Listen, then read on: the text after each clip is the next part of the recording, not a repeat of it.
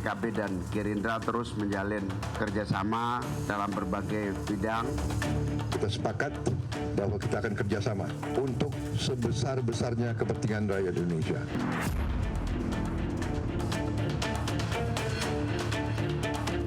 Kalau saya jawab tidak, nanti akan bilang memangnya ditawarin. Kalau lihat statement-statementnya Bu Mega rasanya ini di luar pemerintahan.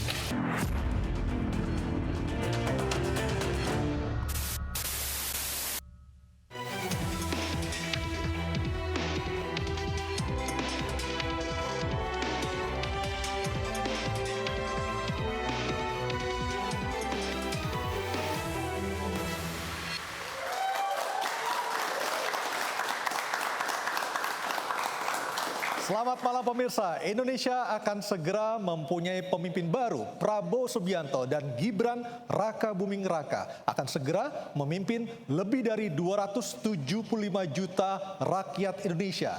Dan langkah set sowan pun sudah dilakukan oleh Prabowo dengan bertemu Ketua Umum Nasdem Surya Paloh dan juga Ketua Umum PKB Muhaimin Iskandar. Padahal waktu pelantikan masih 5 bulan lagi, elit parpol sedikit demi sedikit bicara jatah kursi menteri. Jika semua bergandengan tangan, siapa yang nanti akan menjadi oposisi, menjadi check and balances untuk pemerintahan? Bersama saya Anisha Dasuki. Dan saya Aryo Ardi. Inilah interupsi koalisi demi rakyat atau kursi menteri. Sudah hadir beberapa narasumber di studio kami. Di sebelah kanan saya ada Dhanil Anzar Simanjuntak, politisi Partai Gerindra, dan Luluk Nur Hamidah, politisi Partai Kebangkitan Bangsa. Dan di sebelah kiri saya juga sudah hadir dua orang dari partai lainnya. Dua orang ini adalah caleg yang kurang beruntung dalam Pileg 2024 tahun ini. Ada Bang Masinton Pasaribu dari PD Perjuangan. Ya, malam. Malam Bang. Dan Ibu Dahlia Umar dari P3. Selamat malam. Mbak Dahlia, apa kabar? Sebelum kita mulai interupsi pada malam hari ini akan saya jelaskan sedikit aturan main di program interupsi ini. Silakan adu gagasan Bapak-bapak, Ibu-ibu. Silakan. Interupsi. Oke, silakan. Ada interupsi rupanya. Oke, silakan. Mentang-mentang saya ngopi nggak dikenal. Langsung saja kami perkenalkan budayawan Sujiwo Tejo. Karena ini koalisi loh. Mbak, Kopi koalisi untuk rakyat apa jatah kursi menteri, Mbak? Loh ini koalisi kalau antara gula dan kopi. air aja, ini nggak jadi kopi. Disebut kopi karena ada air. Oh, jadi mereka berkoalisi ya? Berkoalisi disebut kopi, bukan kopi aja, ada air. Jadi bukan pemenang aja, harus ada partai yang di luar, baru disebut negara. Cocok. Ya, tapi Baik. Mbah Tejo yang dapat itu. Iya, ada Oke. Oh ya nanti. Teman-teman tolong ya nanti minta kopi Kopi Bang satu-satu. Dhanil ya. Oke. Hati-hati kalau ngomong, itu Menko loh.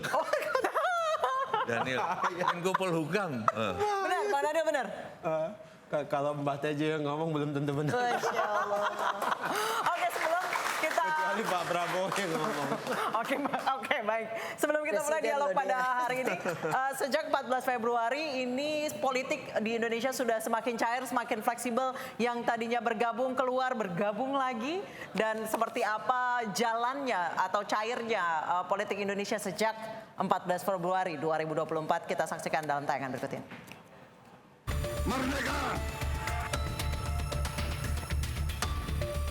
Presiden terpilih Prabowo Subianto berupaya merangkul lebih banyak pihak untuk menjalankan pemerintahannya ke depan. Kelompok yang menjadi lawan di pertarungan Pilpres 2024 satu persatu digandeng menjadi kawan sejalan dengan alasan demi kedaulatan.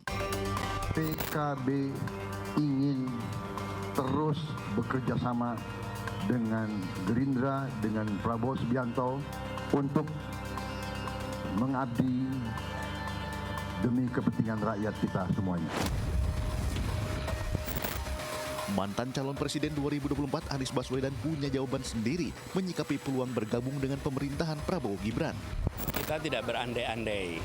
Kalau saya jawab tidak, nanti akan bilang memangnya ditawarin. Oke? Saya bilang iya, memangnya ditawarin. Kan enggak, ya kan? Jadi sekarang kita jalani saja dulu. Jika Nasdem dan PKB mengambil langkah kerjasama dalam pemerintahan Prabowo Gibran, tersisa tanya bagaimana dengan langkah PKS. Dan kita sama Prabowo cukup lama hubungan, jadi udah nggak sulit. Oke, apalagi? Jadi memang ada rencana ya Pak buat masuk ke pemerintahan dari PKS? Ya kita dialog lah. Masa ujung-ujung main masuk aja kayak udah terima aja. Tapi berharapnya begitu ya? Ya kita arahnya pokoknya semua itu serba mungkin. Sementara Ganjar Pranowo mengungkap kemungkinan PDI Perjuangan berdiri di seberang jalan pemerintahan sebagai oposisi. Belum memutuskan ya, tapi saya kira kalau lihat statement-statementnya Bu Mega rasanya iya. Di saat PKS masih menantikan waktu pertemuan dengan Prabowo. Pertemuan Prabowo dan Ketua Umum PDI Perjuangan Megawati Soekarno Putri masih sebatas wacana. Itulah tadi perkembangan terkini dari situasi politik di tanah air saat ini pasca putusan MK, betul semakin cair. Saya ke Mbak Lulu. Mbak Lulu, tanggal 5 Maret Anda adalah satu-satunya anggota Dewan yang memperjuangkan hak angket. Sekarang Ketua Umum Anda justru bersama Pak Prabowo dan meminta jatah menteri. Nggak malu, Mbak? Emang Pak Muhaimin bilang minta jatah menteri? Nyebut nama Pak Hanif Dakiri loh. Yang pasti Caimin sampai detik terakhir ya.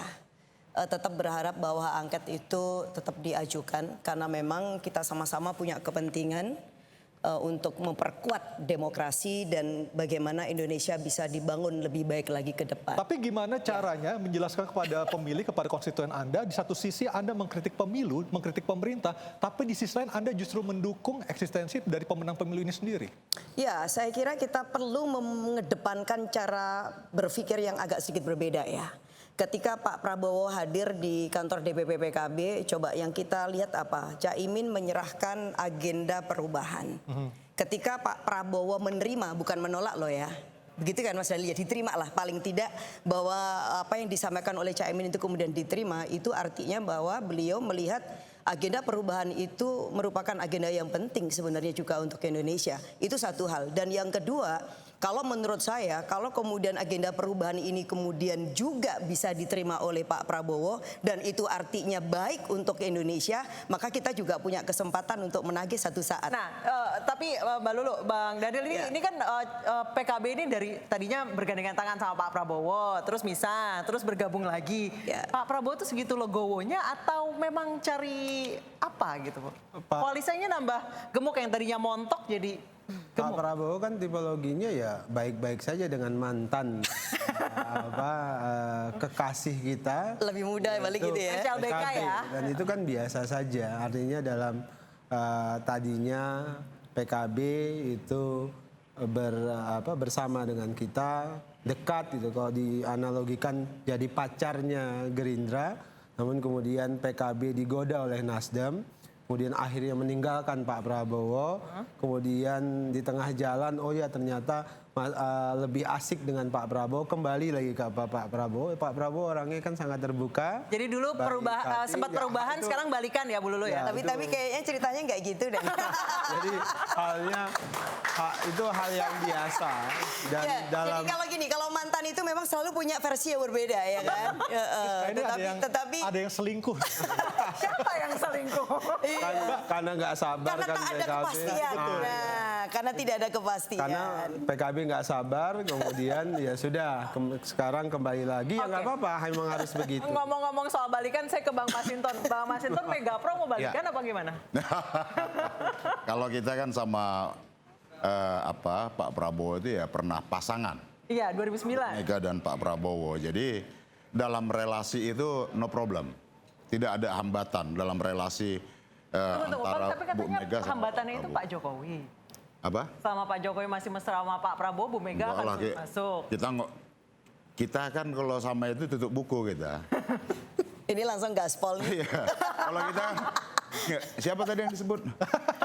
Kalau itu sama itu kita tutup buku. Artinya dalam konteks ke depan ini, pertama politik itu kan butuh komitmen, konsistensi, dan juga politik itu ya bukan sekedar jabatan dan kekuasaan. Bahwa dalam pelaksanaan tugas-tugas politik itu ya kita nggak bisa lepas dari yang namanya keinginan rakyat, kehendak rakyat. Tapi jelang Rakernas tanggal 24 bulan ini mendatang, apakah di PDIP itu lebih condong suaranya lebih banyak untuk berkoalisi dengan Pak Prabowo ataukah tetap jadi oposisi? Nah tentu karena ini menyangkut hal-hal yang strategis ya, bukan hanya strategis dalam arti konteks langkah politik partai, tapi juga strategis bagi bangsa ini gitu ya. Maka hal-hal yang strategis ini perlu perenungan dan pertimbangan sebelum diputuskan nantinya tentunya. Nah maka kami belum secara kelembagaan partai ya, kami belum mengambil sikap ke sana, tentu masih dalam proses pertimbangan. Apakah berada di luar pemerintah, apa di dalam pemerintahan, kan begitu ya. Nah, kalau kita melihat ya, ketika kita bicara dalam aspek demokrasi, dan ini penting menurut saya dalam pembangunan kualitas demokrasi kita ke depan, dan juga sebagai edukasi politik buat bangsa ini. Tidak boleh lagi melulu umpama partai yang kemudian ya, dia harus ada konsekuensi. Artinya kalau kalah jadi oposisi, nggak usah minta-minta ngemis-ngemis jadi partisan. Interupsi. Boleh di luar pemerintah. Interupsi. Bukan berarti dia harus anti pemerintah, tidak begitu. Baik. Di luar pemerintah dia bekerja untuk menjadi penyeimbang Sama-sama buat berkhidmat masyarakat. untuk bangsa ya. Oh iya. Oke, ada interupsi. Silakan, Pak. Pak Tejo. Saya nggak terima kalau Pak Jokowi disebut sebagai hambatan hubungan Prabowo sama Mega. Karena Mas Prabowo sayang sama Pak Jokowi. Mungkin Mas Prabowo lebih sayang ke kucingnya. Jangan-jangan hambatannya kucing ini, gitu loh. Benar Bang Daniel, hambatannya kucing. Benar. Jangan-jangan hambatannya kucing. Loh. Kucing itu suka menjilat-jilat kan? Maaf. Jadi siapa yang mau menjilat? Gak tahu, I don't know. Dan suka gesek-gesek badannya itu. Pak Prabowo tentu tidak punya hambatan apapun, baik itu bertemu dengan Ibu Megawati, baik itu dengan Pak Jokowi, baik itu dengan Pak SBY. Bahkan sejak awal saya menyebutkan salah satu ambisi dalam tanda kutip. Ambisi Pak Prabowo itu adalah bertemu bersama dengan semua mantan presiden ini. Karena Pak Prabowo kan seperti Anda ketahui bahwasannya salah satu visi utama Pak Prabowo itu adalah keberlanjutan.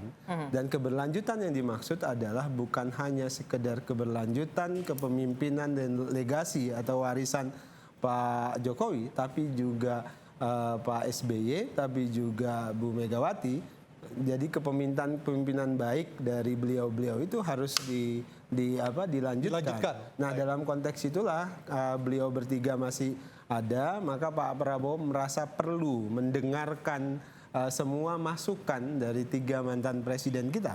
Karena Pak Prabowo ingin memberikan teladan bahwasannya kita bisa berbeda dalam sikap politik, tapi kemudian dalam hal yang fundamental, masalah-masalah kebangsaan, beliau yang mantan presiden ini itu bisa memberikan saran. Baik, kita dengarkan dulu dari P3 ya. Mbak Lia, ini P3 udah lama nggak kedengeran suaranya. Masih nunggu. Masih nunggu hasil MK.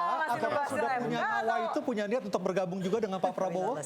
Kami sangat fokus untuk bagaimana memenangkan sengketa di MK sehingga nanti di parlemen lolos ke Senayan. Karena tanpa lolosnya P3 di Senayan maka tidak ada artinya kita menggambarkan agenda-agenda yang atau langkah-langkah P3 ke depan.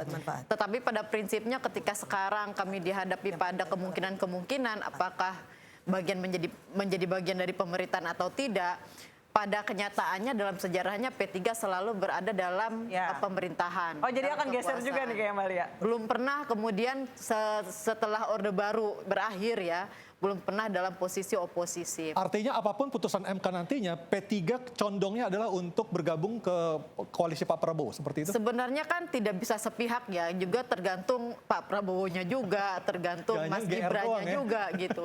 Jadi kami pada prinsipnya sekarang pilihan-pilihan itu menjadi pertimbangan-pertimbangan, tetapi yang dipikirkan harus kemaslahatannya itu apa yang didapatkan kalau kita ada dalam posisi misalnya beroposisi atau ada dalam pemerintahan. Karena banyak sekali agenda-agenda pembangunan yang sebenarnya sangat penting dan P3 ingin punya peran di situ. Dan tradisinya selalu dia punya peran di situ gitu. Dan kami bisa menunjukkan banyak prestasi-prestasi. Ini kalau handphone nyalain 5 nih.